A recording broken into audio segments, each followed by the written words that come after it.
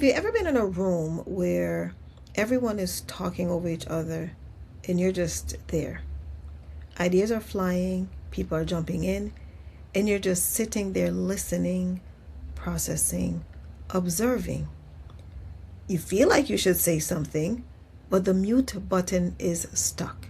And by the time you have figured out what you want to say, the conversation has already moved on. For a long time, I thought something was wrong with me. Maybe I wasn't thinking fast enough. But eventually I realized something. That pause, that quiet moment where you're observing instead of reacting, that pause is actually an advantage. And there is one moment where this advantage becomes incredibly powerful, especially in meetings. We'll talk about that in a minute.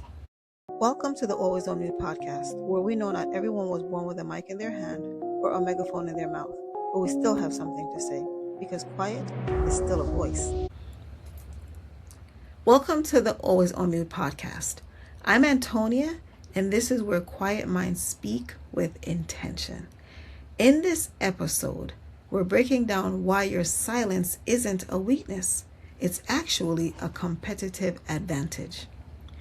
We will be diving into what I like to consider the quiet advantage or the observation gap, and how introverts can use their natural listening skills to become one of the most influential person in the room without ever raising their voice. If that resonates with you, go ahead and like this video, subscribe to the channel, and comment below if you have ever been the quiet person in the room. One of the most common experiences for introverts is sitting in a room where conversations move quickly. People are responding instantly, interrupting each other, throwing out words. Sometimes it's obvious that there wasn't much thought behind the words that are being said. And there you are, listening, processing, observing the entire situation. But because you're not speaking right away, it can create this feeling like you're behind, like everyone else is ahead of the conversation, almost as if they got a preview of the topic before the meeting even started. I have had many moments like this, sitting in meetings, listening carefully, thinking about what was being said. But by the time I was ready to finally offer my opinion, the conversation had already shifted. And for a while, I interpreted that as a weakness. But over time, I started noticing something interesting. Many of the people speaking the most were not necessarily saying the most meaningful things. They were just reacting. Really just throwing out words that sound good, but reacting quickly doesn't always mean reacting thoughtfully or wisely, for that matter. And that's where the quiet advantage begins. If you have ever sat in a meeting thinking, man, I had something good to say, but the conversation moved on, comment below and tell me I am not the only one. Introverts tend to approach conversations differently. While some people are thinking about what they're going to say next, introverts are usually doing something else. We are collecting data. We are listening to the words, what's being said, right? But we're also noticing tone, body language, energy shifts. Sometimes we even notice the things people aren't saying. And that observation becomes incredibly valuable, because insight rarely comes from the first reaction.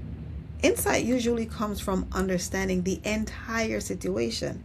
If this sounds like you, comment below and let me know if you have ever been called quiet when you were actually just observing. Now, earlier I mentioned there's a moment where the quiet advantage becomes extremely powerful. And that moment often happens in meetings. But before we talk about that, there's another important piece. The world tends to reward people who speak quickly and confidently, In many environments, especially corporate environments, there's an expectation that if you have something valuable to say, you should say it immediately. But quick responses are not always thoughtful responses. Sometimes they're just reactions. And when introverts pause before speaking, that pause is often misinterpreted. People assume silence means uncertainty. But many times, silence simply means thinking. And thinking before speaking is not a weakness. It is wisdom. Now let's talk about the moment where the quiet advantage really shows up. I tend to think of it as the final word strategy. Something I've noticed over the years in meetings, the person who speaks first is really remembered. But the person who speaks after everyone else, that person shifts the entire direction of the conversation.